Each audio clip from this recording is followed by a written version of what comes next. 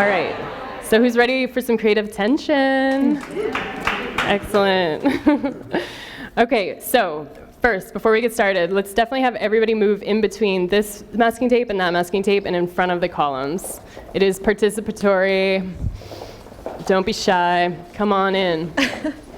All right, fantastic. So, before we get started, I want you to introduce yourself to somebody that you've not met before. Just get their name, check their face. One person.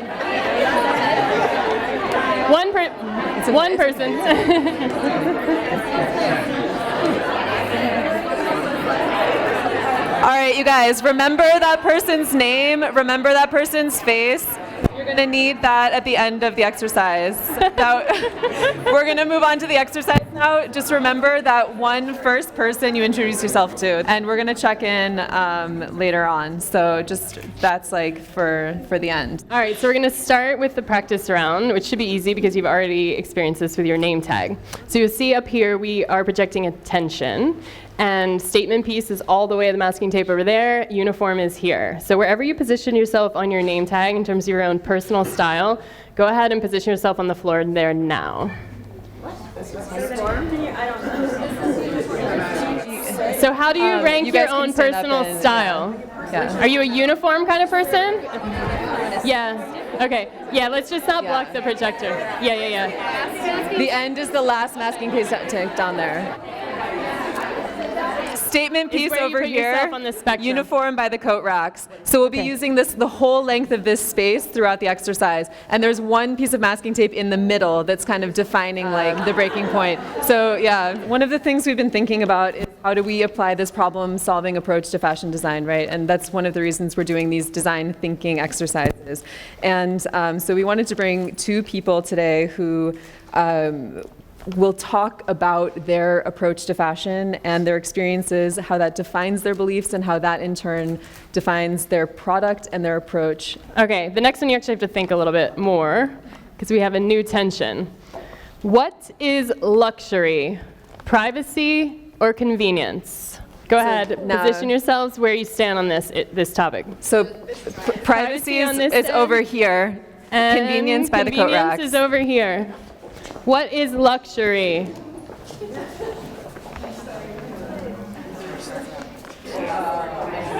Okay. All right. Everybody kind of have their first position? Okay, good. So we're going to introduce our two speakers and get their points of view. We have Dr. Sabine Seymour here, who's founder and CEO of Moondial and Softspot.io. She's an entrepreneur and researcher focusing on the next generation of wearables and intertwining aesthetics and function in our garments. So when social media, so I don't have a Facebook account. If you want to get in touch with me, you got to call me. No, seriously, I think, privacy is definitely something that currently we do not understand the implications of digital media. It is, I've been online since '91. Okay, so I'm not on Facebook because I don't know what digital technology means. I'm just not on it because whenever I have a spare time, I do sports, I go out. So I don't really find that being convenient. I actually think that we shall think more about the fact that we go to places that are inconvenient maybe, but really enable us to keep our privacy, keep us personal, keep us human, keep personal relationships more valuable. Great answer, thank you. I'm going to introduce our next speaker, who's Jasmine. Oh yeah, you can share, perfect. Jasmine Ahrens. She's the founder, CEO, and design director of Vaz, which is a modern luxury fashion label produced by skilled artisans, bringing them out of poverty through a system that she's created based on collaborative fashion design methodology and local education. Good morning, thanks for being here today. I am confused on where I want to stand for this answer, but these words evoke for me like the history of covetability in fashion. That's why I'm more on the privacy side, because I see fashion and adornment through the ages as a way of taking control of the privacy of your beauty and covering yourself in a way that's either according to the style or according to your own personal taste, both in line with the feminine and masculine beauty, but at the same time, the mystique of fashion in general, that it is difficult, it is not it's hard to attain sometimes. Luxury fashion is hard to attain, it's not necessarily opaque traditionally, and I think that at least traditionally what's made luxury is a sort of a dream that you can't really discover exactly how it's made or where it comes from, or related to the mystique of the body itself and how you want to be private or public with that. I know that's not very concrete, but that's all right. So just to make a point that if anything you're hearing from the speakers encourages you to change the way you're looking at the question, feel free to move accordingly. It's a fluid exercise. Next one, which one needs our attention right now? Environmental impact or human impact? Human impact over here, environmental impact over there. Oh, wow. Wow. Yeah. All right, Sabine, let's get your point of view on this one. I mean, we can only change the environment if we can change our human behavior. We are the cause of pretty much anything. So if we change us, if we change our behavior, our beliefs, the way we think about the world, yada, yada, yada, then we can make change. Well, already, can you tell I live in a socialist country?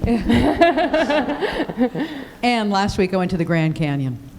And the Grand Canyon shows you that we are specks of dust and that it's all about the environment. And we can have all our impact we want now, but in the big picture, we don't matter except if we take care of the planet today. I also have an organic garden, so I'm really pro-environment. I think that we're passing through, and we have to remember we're passing through, and yes, we have to pay attention to what we're doing, but we have to think about the long game, and the long game is the environment. Thank you. Thank you, everyone. Want to move on to the next one? Yeah. All right. Okay, what's more worth the money? MBA or MFA? More worth the money. MFA over here, MBA over there. Masters of Fine Arts. Master of Business or Masters? Okay. Just to validate it, like, yeah. It's crazy. This is a creative career. stay right here in the middle. Me too. What is your... Okay. All right, Sabine, what do you have to say on this? Well, we had this just right now. I said, in order to actually make a great product, you need to be creative, but then also you need to be able to sell it. So it's an easy one. It's right in the middle, I guess. Yeah, if you only focus on art and finish and quality, then you don't necessarily have the skills or even the time or the tools to actually support a sustainable business, and vice versa. If you're obsessed with sustainable business and you're just selling it, and then all of a sudden like the hems weren't even well thought of, then there's absolutely no point and you've wasted years. So you have to consider both. So do we recommend getting both degrees? I recommend starting a company with partners from both backgrounds. There you go, good advice. I'd love to hear some point of view over here from Blair, perhaps. Ultimately, I'm standing here because I personally feel like I could use art more than I could use business, and that business is a more pursued degree, so it's probably easier to find people to help you in that space than it is to be artistically inclined and talented. I disagree. Let's get the add-on and then we'll get the disagreement. There are fewer people with MFAs at this point, and I think we could use more of that type of innovation and that type of critical thinking, and paired with the thousands of people who do have MBAs, and at this point that may be more valuable in our culture and our industry, in everything that we're trying to change to impact the environment, to impact humans. we need more of the balance, and I don't think that we see enough MFAs in the industry. Do we have a counterpoint or? I have a BFA and an MBA, and I teach in an MFA program, and I'm sorry to tell you, I use my MBA a lot more than I use the skills I learned in art school and the ones I'm working with my students. I think the biggest thing in trying to push an initiative forward is being able to influence people, being able to tell them the story that shows them that it's a good revenue opportunity alongside of the wonderful impacts you're trying to bring to the planet or the supply chain. So I gotta go with MBA. And I'm consider myself as a Pierre Berger. If Saint Laurent would not have made it where he made it without him. Indeed. That's the side of it. It sounds like we need an MBFA. We have one more point of. We have another point of view in the middle as well. Oh, and a Dana. As the person who wrote the definitive piece on Pierre Berger for the New York Times, I can tell you he does not have an MBA. Touche. And in fact, he started his business by collecting and selling Bernard Buffet paintings and vintage antique books that he picked up on the left bank. So the guy is Mr. MFA self-taught, but he's also Mr. MBA self-taught, and that's my point of view. In fact, I was at a meeting this week with a super high top jeweler, a woman who worked for a top jeweler, and she said she just left her company after 20 years because she was in a meeting where now the MBAs have come in to take over this jewelry company that's been around for 150 years because they were having a meeting about how to fix something that the MBAs thought was a disaster. Why do we sell more engagement rings than wedding bands? Like substantially more. And the woman who had come in from Unilever said, I mean, I don't understand. And where I came from, you never sold shampoo without conditioner. That's pretty good. Engagements, rings, shampoo. My friend quit her job. She said it's not about the romance anymore. It's not about, yet business is important, but when you start selling engagement rings like shampoo, there's too many MBAs in the business. Let's hear from Seth as well. Thank you, Dana. I just want to point out that it's entirely possible to get an MBA and an MFA and to be taught completely wrong. So it all depends. It doesn't have anything to do with the institution you go to. It's the teachers you get. I chose the middle because, well, I have an undergraduate degree in business and in marketing, but have always found myself creative, started a business around textiles, and I was drawn to an MBA just because I thought it was the right thing to do. I didn't get it. I'm not necessarily sure if an MFA is right, but I understand the nuance and importance of both because you have to have them. So I would look for more programs, or if you want to go to school rather than just learning through life and experience, why don't they create something that intertwines both, that can help a designer, interdisciplinary, which I don't see that anywhere.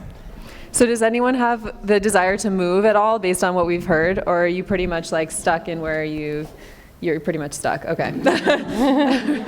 Hi, I'm Kathleen Argiro. I'm a designer, an entrepreneur, and also an educator. And I feel like an MFA is inherently you're going to have some design and creativity in order to get to that stage to do an MFA. And that creativity is usually fairly innate, something you're born with. I think the business side is something that can be taught and needs to be taught to creative people in order for them to have a sustainable lifestyle and support themselves and contribute to society. Well, the only thing I want to add is in this conversation, I mean, I have to do this because for me, my life is technology. So I think technology is missing in both of them. So this is where everything's going to go. So, you know, everybody needs to understand what a curly bracket is, and everybody needs to understand why we have a microprocessor in a coffee machine that's pretty much just making coffee at 8 in the morning. So we absolutely, that's like, to me, extremely an inherited part of our education. Really good point.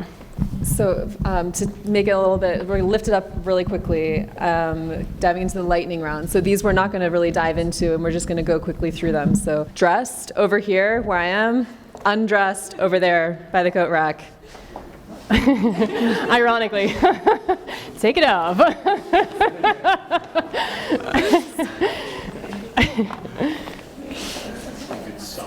If it's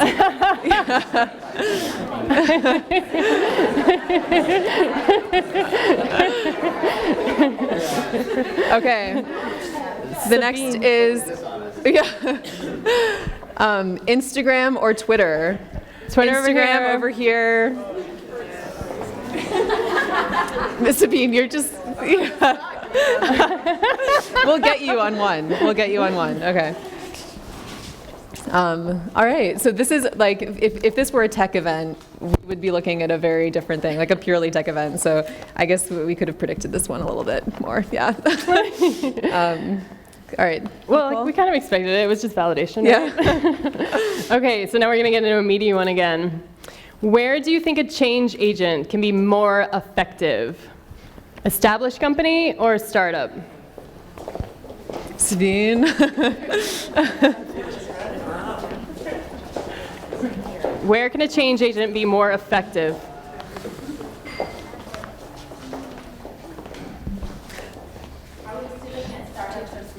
All right. So actually, this is to your own interpretation. I mean, startup by nature is a company that's not established. It's newer, right? In inception. So Sabine, do you have a mic? Yeah? Yes. Do you want to speak to? Yes, I mean, of course I have to be, actually, I should be all the way over here, right? Because I'm building yet another startup, right? But I need money.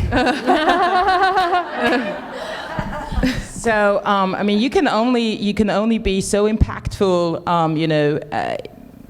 if you also have the resources, whether that's human resources, money, it doesn't really matter.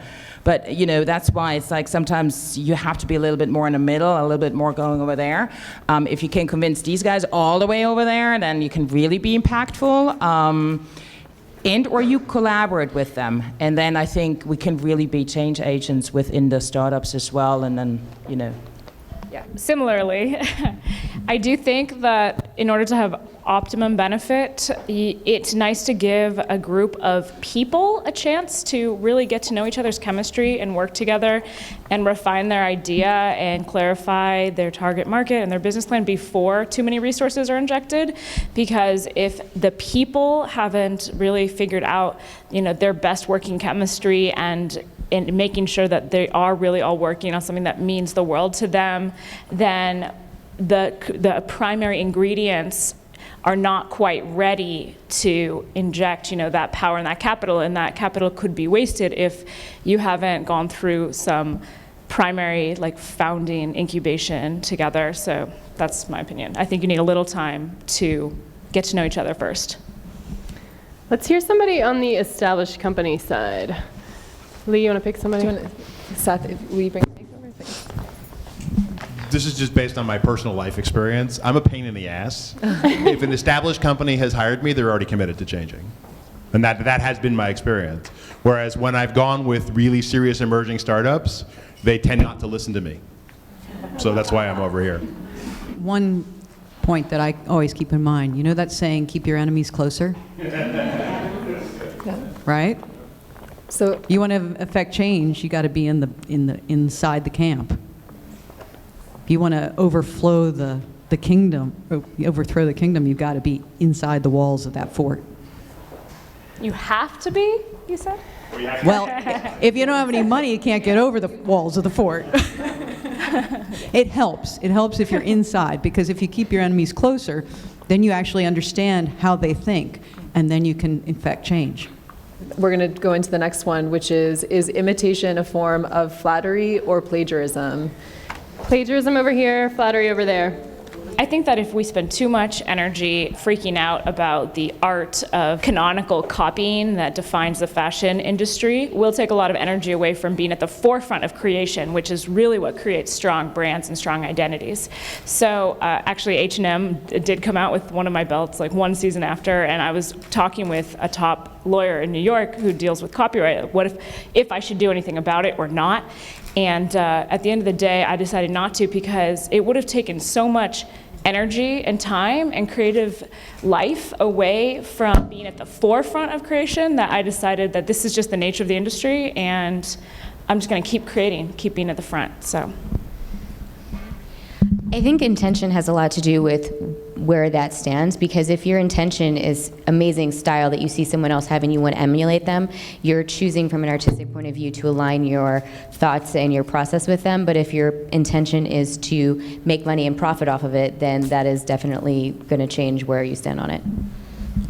I mean, now it's like legal speak, but it's basically copywriting fair use, you know, like what is fair use, what is copyright? I mean, coming from digital media, you know, if I take a photo of somebody's outfit and, you know, and I'm like copying that outfit and the designer is making a ton of money because they now see it all over the world, I mean, that's like amazing. And that's like, I see that almost as, you know, PR that you don't have to pay for. But then when you actually, you know, not do fair use, when you actually, you know, really use somebody else's designs, or of course for me it's about, you know, a digital schematic or a technical schematic, and it's that is really literally copied, like that's to me, you know, not good. I mean, it's... I think this is an interesting one because it's kind of like an art versus craft kind of thing, replicating somebody before you, whatever. Someone could be inspired by somebody else's style or methods or training or whatever, and I think it's ultimately something defined by who does it better, you know? Because you could be like, hey, I'm really inspired by that person, and then you find out that you're like way better at it than they are. then it's yours. And then it's yours. No.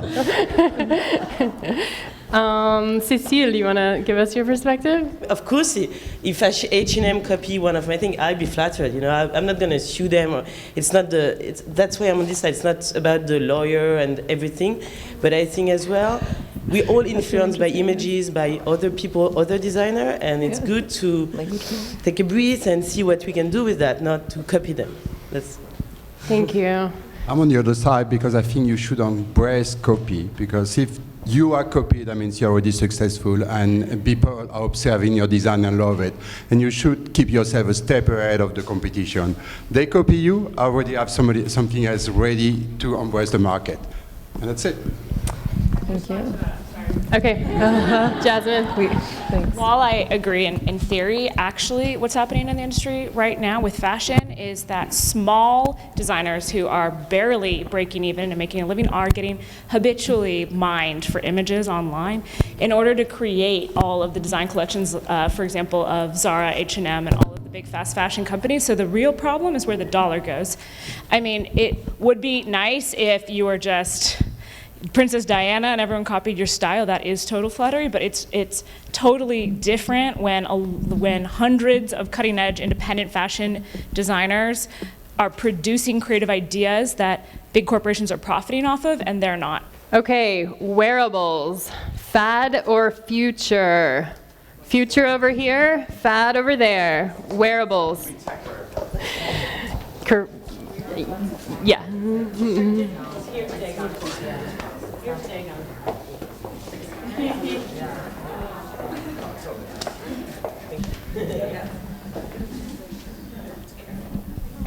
All right, we're gonna hear from Jasmine first, and then we'll come back. I don't really care about modulating data on my body, and I never will. And I think a good faction of humans are like me in that it doesn't serve me. It doesn't improve my quality of life to interrupt my thought process more, to be tracking more data. I'd prefer not to. And I think there are many humans like me in the world. Well, first of all, wearables, as we know today, they are fad. Yes, absolutely, because all of that, all of the gadgets that we see, going to be basically embedded into the fabric, into our bodies, and so forth. I need it. I totally want to improve my life because I can enable myself. And a little story. So 15 years ago, I started to build the sensor system that I can integrate into my garment for backcountry country snowboarding. I ride a lot, go up there, need to be able to be fit. If I'm not fit, I'm screwed up there. If something happens, I want all my vital signs be automatically transmitted down to the base station, so the Red Cross knows exactly what's wrong with me. So that's like from a pure, like me doing extreme sports point of view. And now 15 years later, you know, you break a leg, you do want to do rehab, your doctor, you know, I mean, really, you go to your doctor and your blood pressure suddenly is like up. My blood pressure is really low, okay? I see the doctor and, you know, anyway, it's fake. It's just a very, very short period of time we actually, you know, can get data, can get information. So they can't really understand our patterns. But then also just to, I mean, there are so many different things that by enabling us, we were just talking about UPS drivers, you know, in workwear, you know, these guys are getting hurt constantly. I mean, we love internet shopping, right? Great. These guys need to log the packages that are now like, you know, hugely, you know, a lot of packages, very heavy. So again, it's like, so you're gonna have different people, different groups, everybody will need stuff to be able to just become better in terms of our human experience. I think the definition of wearables is also a really important thing to incorporate, because wearables aren't just things that track your blood pressure and what you're doing and where you're going so that Facebook or Big Brother knows exactly where you are. I think wearables can also be something that's inside of your body. If you have a heart condition now, instead of having a pacemaker, there are fabric sleeves that go inside and can shock direct little places on your heart to get it starting. So there's other applications for wearables beyond knowing exactly how many steps you took today. Yes. Yeah, I agree. Yeah, I was kind of going to go off both of your points in terms of like definitely think like wearables that we see today are a fad, and they definitely have different applications. And I know there's a company too, going back to like safety, they're working on construction worker safety, and they're building wearables into vests to tell you how you're bending, to let you know that when you're making accurate movements, to help you better not hurt yourself on the work site. So I think that's more of where the future is going. But back to like the Big Brother point, I do think it's important for consumers to be informed about the data that they're giving, because you could be giving a lot more data than you think you're giving, or even that the company realizes that you're giving them. And that's going to be like the biggest point of contention, making sure that people are safe and not giving away too information, that they know what they're giving. Excellent points. Honestly, it's been kind of surprising just to watch where you guys end up on this spectrum, because we're like, there's a lot of empty space over here, which I guess I'm pretty surprised by. And especially with like eco-fashion movement being a really big topic of things that doesn't necessarily, the conversations aren't married. So I hope we can get into that a little bit later in the day as well. But for right now, I'm gonna ask you guys, which do you value more, or which do we value more, youth or age? Youth over here, age over there. Did you say age and youth though? Age is here. Age is over here by Lee. Youth over here. By the coat rack.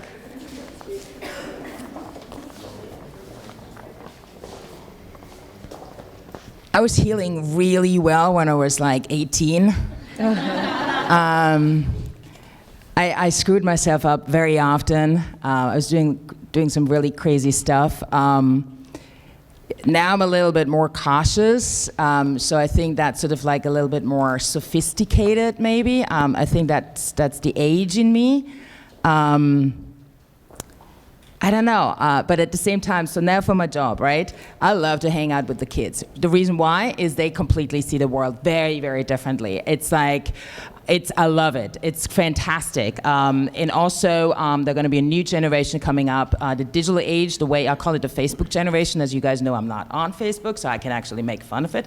But it's like really giving a lot of data away and so forth. And I think the new generation, my nephews, for example, I mean, they're like 5 years old. They are like, whatever, you know, really? How stupid have you been to like put everything out there?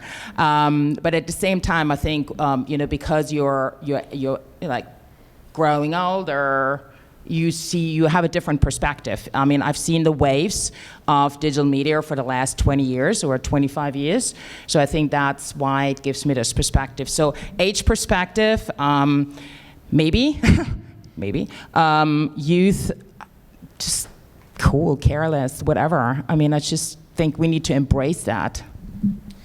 Okay, first I will define we as the fashion industry culture. Then I will say I'm not in the middle, I'm on polar opposites, averaged. So I would say that fashion, first and foremost, worships the youth and the young and the fresh, and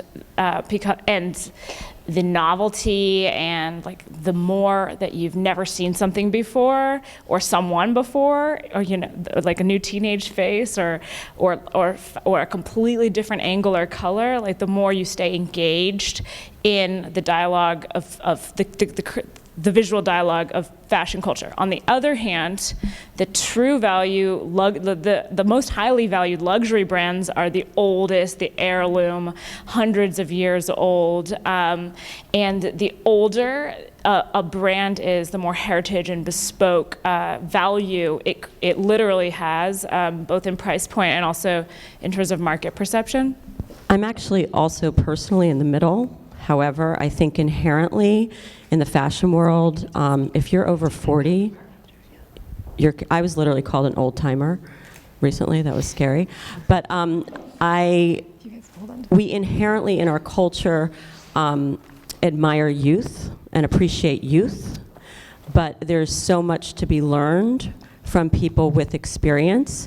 To speak to your point about the heritage houses, if you look in their ateliers, everyone is, I've got to believe, almost all over 40 or 50 years old.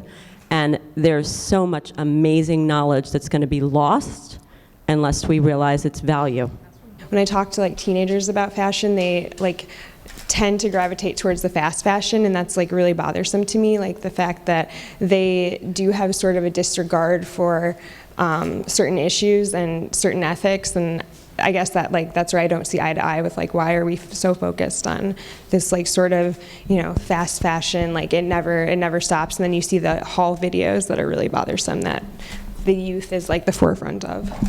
This one was a hard one for me, but I think that age without wisdom is really scary, right? Mm-hmm. So I think that the cool thing about the youth now is that with all of the information that they have, they'll grow more aware. So in the future, I think that the aged are going to be a lot more, they're just going to be more aware. And so I'm with the youth at this moment, and I'll probably slowly start to evolve with age as time goes on, because I think that people are just going to be a lot more smart about the things that they do, whether it's in fashion, technology, music, whatever industries it is that they're in. The way that I was defining youth is more of a state of mind, so thinking that youth is something that can transcend age. So regardless of how old you are, you can maintain a youthful perspective. And then I also sort of have a gripe with assuming that experience comes with age. Because as you were saying, it's really possible to get older and to not have wisdom, but to be younger and to have that wisdom based on the opportunities that you're given and what you choose to make of them. So that's why I'm on this side. So we have one more comment over here, and then two more comments over here. So if we're, I think we need to realize something. So yes, wisdom can come from youth, but very, very little. We're all playing this. We're all playing the same game, which is living.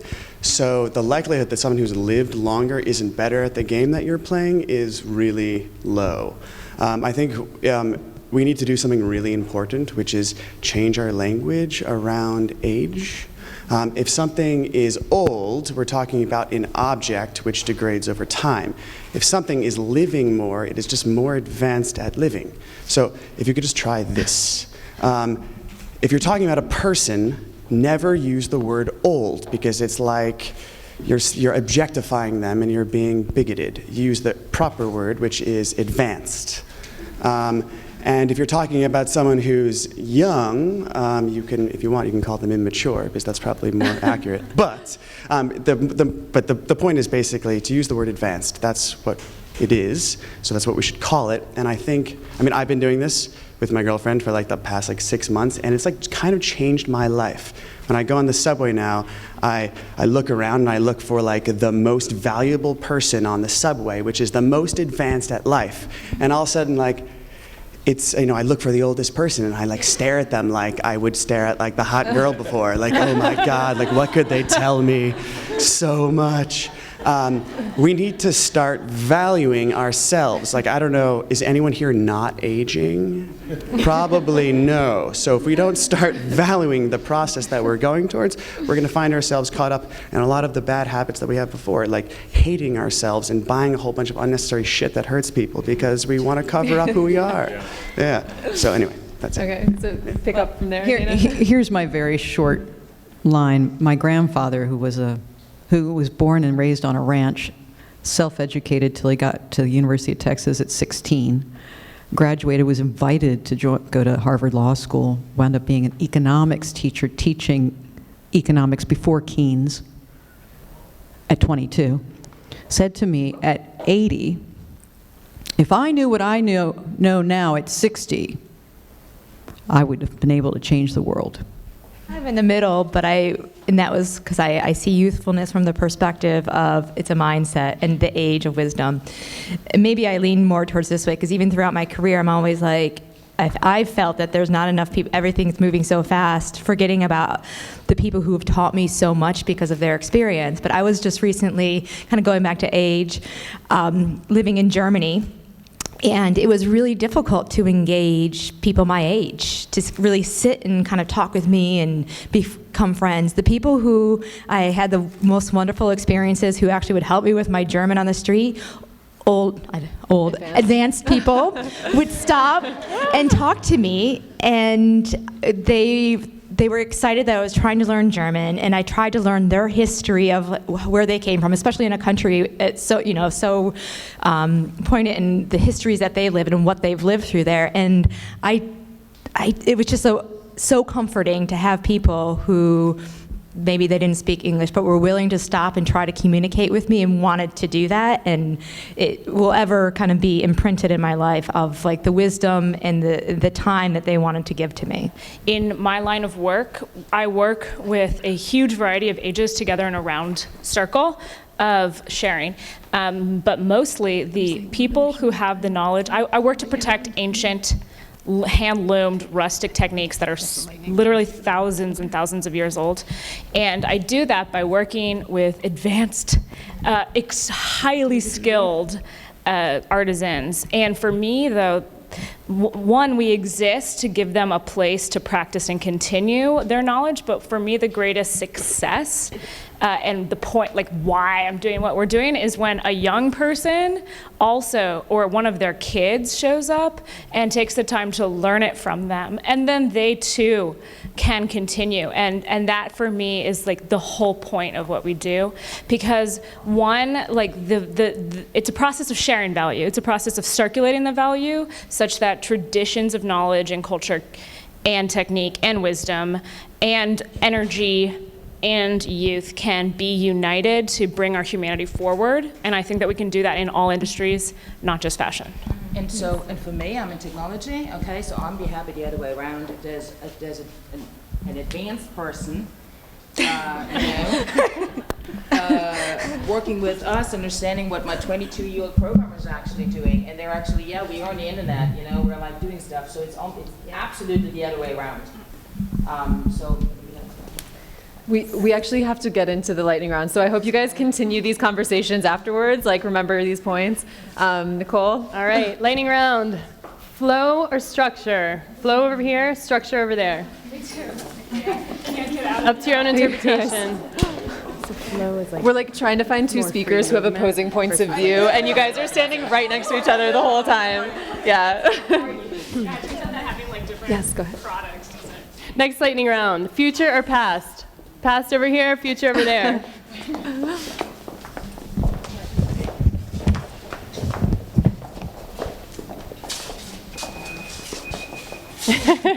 Sorry.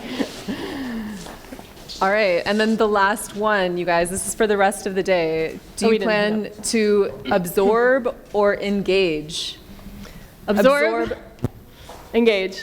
Okay, engage over here. Absorb. Absorb engage. over there. Absorb, like. For the rest of the day, I will absorb or engage.